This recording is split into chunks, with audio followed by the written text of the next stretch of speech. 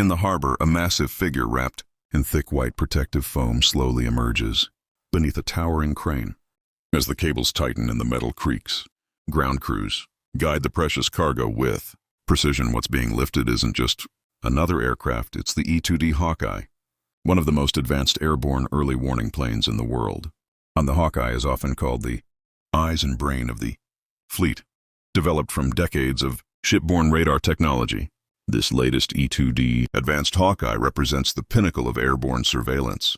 Equipped with the AN/APY-9 radar system, it delivers 360-degree detection and can track targets over 550 kilometers away, even through clouds, sea clutter, and electronic interference.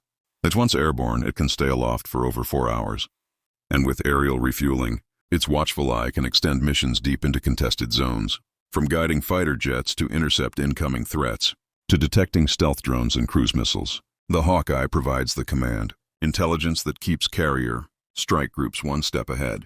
As the last layer of foam is peeled away in the hangar, the sleek fuselage glistens under the floodlights, every panel and radar dome reflecting precision engineering.